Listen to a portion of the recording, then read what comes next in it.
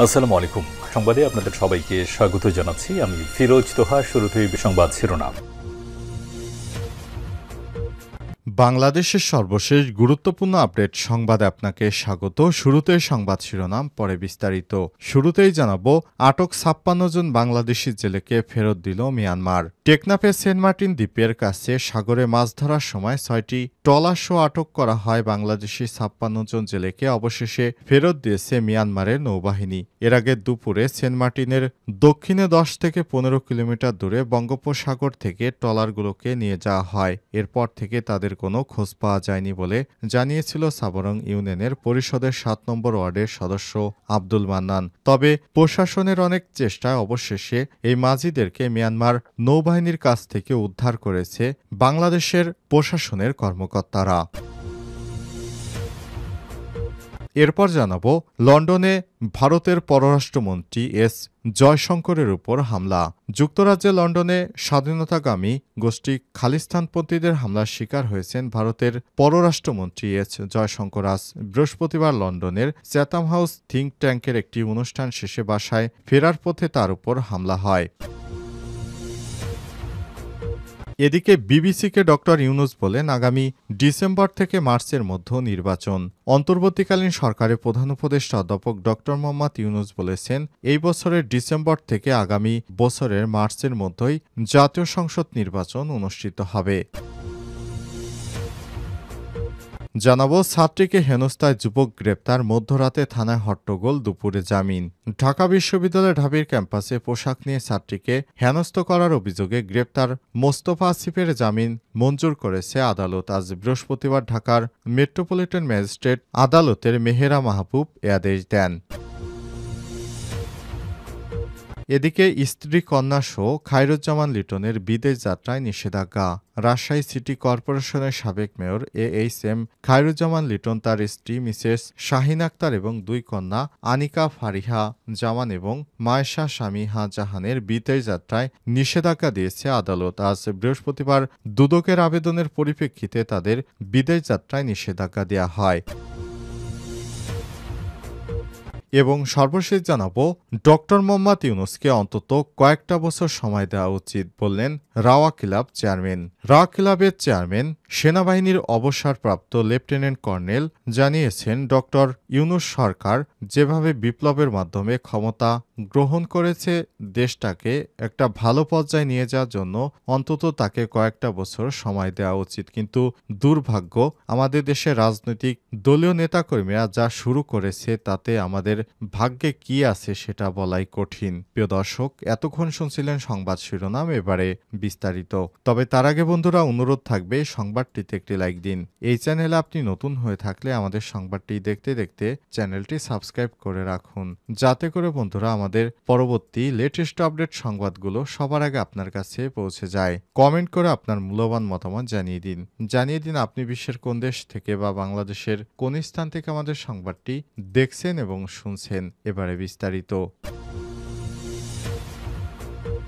আটক ৫৬ বাংলাদেশি জেলেকে ফেরত দিল মিয়ানমার। টেকনাফের সেন্ট মার্টিন দ্বীপের কাছে সাগরে মাছ ধরার সময় ৬টি ট্রলারসহ আটক করা বাংলাদেশি ৫৬ জন জেলেকে ফেরত দিয়েছে মিয়ানমার নৌবাহিনী। এর আগে বুধবার দুপুরে সেন্ট মার্টিনের দক্ষিণে ১০ থেকে ১৫ কিলোমিটার দূরে বঙ্গোপসাগর থেকে ট্রলারগুলো নিয়ে যাওয়া হয়। এরপর তাদের কোনো খোঁজ খবর পাওয়া যায়নি বলে জানান সাবরং ইউনিয়ন পরিষদের ৭ নম্বর ওয়ার্ডের সদস্য আব্দুল মান্নান। বৃহস্পতিবার সকালে জেলেদের ছেড়ে দেওয়া তথ্য নিশ্চিত করেছে টেকনাফ উপজেলা নির্বাহী কর্মকর্তা শেখ এহসান উদ্দিন।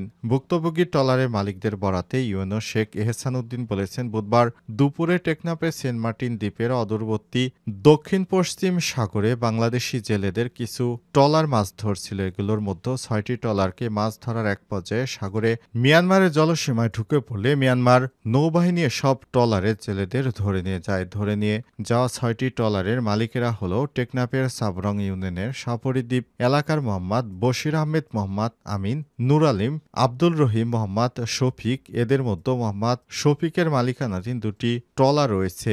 জানা গিয়েছে বিভিন্ন সময় আরাকান আর্মি এবং মিয়ানমারের নৌবাহিনীর সদস্যরা বাংলাদেশের জেলেদের নানা সময় হয়রানিমূলক উদ্দেশ্যে ধরে নিয়ে যায়। এবার মিয়ানমার আরাকান আর্মি তাদেরকে ধরে নিয়ে গেছে সকালে শোনা গেলেও অবশেষে জানা গিয়েছে প্রকৃত কারণ। তাদেরকে ধরে নিয়ে গেছে আরাকান আর্মি। এটি প্রচারিত হলেও তাদেরকে মূলত মিয়ানমার নৌবাহিনী ধরে নিয়ে গেছিল। অবশেষে প্রশাসনের প্রচেষ্টায় তাদেরকে ফেরত আনা হলো। লন্ডনে জয়শঙ্করের উপর হামলা। যুক্তরাজ্যের লন্ডনে স্বাধীনতাকামী গোষ্ঠী খালিস্তানপন্থীদের হামলার শিকার হয়েছেন ভারতের পররাষ্ট্রমন্ত্রী এস জয়শঙ্কর। বৃহস্পতিবার লন্ডনে চ্যাথাম হাউস থিঙ্ক ট্যাঙ্কের একটি অনুষ্ঠান শেষে ফেরার পথে এই হামলার ঘটনা ঘটে। সময় জয়শঙ্করের গাড়ি বহরে হামলা করে ভারতীয় জাতীয় পতাকা ছিঁড়ে ফেলে ক্ষুব্ধ খালিস্তানিরা, খবর হিন্দুস্তান টাইমসের। এদিকে জয়শঙ্করের উপর ভারতের স্বাধীনতাকামীদের হামলার একটি ভিডিও সামাজিক যোগাযোগ মাধ্যমে ভাইরাল হয়েছে। ভাইরাল হওয়া ওই ভিডিওতে দেখা যায় এক ব্যক্তি জয়শঙ্করের গাড়ির দিকে ছুটে গিয়ে ভারতীয় জাতীয় পতাকা ছিঁড়ে ফেলছেন। ঘটনাস্থলে লন্ডনের পুলিশ ছিল, তবে সেই হামলাকারী ব্যক্তিকে সরাতে কিছুই করতে দেখা যায়নি পুলিশদের। ভিডিওতে আরও দেখা যায় কয়েকজন খালিস্তানপন্থী সমর্থক হলুদ পতাকা নিয়ে বিক্ষোভ করছেন। ভারতীয় সংবাদ মাধ্যম হিন্দুস্তান টাইমসের এক প্রতিবেদনে বলা হয়েছে, বছরের পর বছর ধরে অস্ট্রেলিয়া, কানাডা এবং যুক্তরাজ্যের মতো দেশগুলোকে স্বাধীনতাকামী খালিস্তানিরা বসবাস করছেন। ভারতের প্রধানমন্ত্রী নরেন্দ্র মোদীর ব্যক্তিগতভাবে এই বিষয়টি নিয়ে সংশ্লিষ্ট দেশের রাষ্ট্রপ্রধানদের সঙ্গে আলোচনা করলেও তেমনটা সাড়া পাননি। এর আগে লন্ডনে ভারতীয় হাইকমিশনে হামলা করা হয়। কানাডাতেও ভারতীয় হাইকমিশনের বাইরে বিক্ষোভ প্রদর্শন করতে দেখা গেছে খালিস্তানিদের। তারা মূলত তাদের ভূখণ্ডের স্বাধীনতা চান, কিন্তু নরেন্দ্র মোদী সেই স্বাধীনতা হস্তক্ষেপ করে রেখেছে। এ কারণে খালিস্তানপন্থীরা নরেন্দ্র মোদী বা ভারতের কোনো পররাষ্ট্রমন্ত্রী বা হাইকমিশনের উপর মাঝে মধ্যে এ ধরনের হামলা করে থাকে।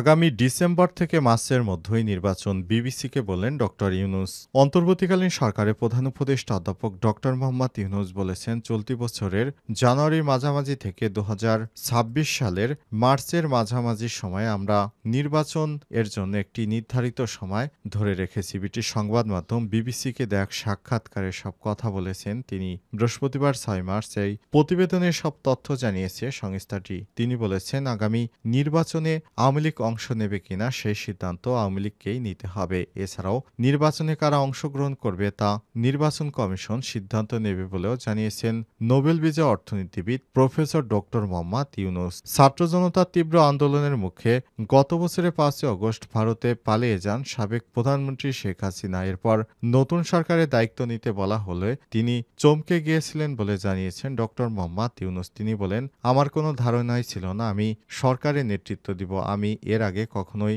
সরকারি কর্মযজ্ঞ পরিচালনা করিনি এবং এরপরও পরিস্থিতি বুঝে ঠিকভাবে কাজ করতে হয়েছিল। অনেক চ্যালেঞ্জের মোকাবিলা করতে হয়েছে। দেশে একটি নাজুক পরিস্থিতিতে আমরা ক্ষমতা গ্রহণ করেছি। এই ক্ষমতা গ্রহণের পরই আমরা নানা সমস্যার মুখে পড়েছি। আর একটি দল বিদেশে বসে চক্রান্ত করে যাচ্ছে, এদেরকেও আমরা নানাভাবে দমন করার চেষ্টা করছি এবং জনগণকে শান্ত এবং দেশকে স্থিতিশীল রাখার ক্ষেত্রে আমার সরকার অনেক চ্যালেঞ্জের মুখে পড়েছে। ছাত্রীকে হেনস্থায় যুবক গ্রেপ্তার, মধ্যরাতে থানায় হট্টগোল, দুপুরে জামিন। ঢাকা বিশ্ববিদ্যালয়ের ঢাবি ক্যাম্পাসে পোশাক নিয়ে ছাত্রীকে হেনস্থার অভিযোগে গ্রেপ্তার মোস্তফা আসিফের জামিন মঞ্জুর করেছে আদালত। বৃহস্পতিবার ঢাকার মেট্রোপলিটন ম্যাজিস্ট্রেট মেহেরা মাহবুব এ আদেশ দেন। তদন্ত কর্মকর্তার বরাতে আসামির বিরুদ্ধে করা মামলা প্রত্যাহারের আবেদন করে বাদী। এ সংক্রান্ত আবেদন আদালতে উপস্থাপন করে আসামির জামিন চেয়ে আবেদন করা হয়। শুনানি শেষে জামিন মঞ্জুর করেন বিচারক। জানা গেছে, অভিযুক্ত মোস্তফা আসিফ ঢাকা বিশ্ববিদ্যালয় কেন্দ্রীয় গ্রন্থাগারের সহকারী বাইন্ডার। ভুক্তভোগীর অভিযোগ পাওয়ার পরপরই বুধবার সন্ধ্যায় তাকে আটক করে শাহবাগ থানা পুলিশ। এরপর মধ্যরাতে অভিযুক্তকে ছাড়াতে শাহবাগ থানায় যান একদল লোক। এদিকে ঢাকা বিশ্ববিদ্যালয়ের পোশাক নিয়ে হেনস্থার অভিযোগ এনে ভুক্তভোগী ছাত্রী ঘটনার বিবরণ দিয়ে সামাজিক যোগাযোগ মাধ্যমে পোস্ট দেন। সেখানে তিনি অভিযুক্ত মোস্তফার ছবি দিয়ে লিখেন, এই লোকটা আজ আমাকে শাহবাগ থেকে আসার পথে হ্যারাসমেন্ট করেছে। আমাকে হুট করে রাস্তায় দাঁড় করিয়ে বলে আমার ড্রেস ঠিক নেই, আমি পর্দা করি না ইত্যাদি। তার আচরণে খুবই অ্যাগ্রেসিভ ছিল। পরে আমি তাকে জিজ্ঞেস করি, আপনি কোন হলে থাকেন, কোন ডিপার্টমেন্টে পড়েন? তিনি বলেন, এই ক্যাম্পাসের কেউ না তিনি। হেনস্থা শিকার নারী শিক্ষার্থী প্রথমে ঢাকা বিশ্ববিদ্যালয়ের প্রক্টর অফিসে অভিযোগ করেন, পরে শাহবাগ থানায় মামলা করেন।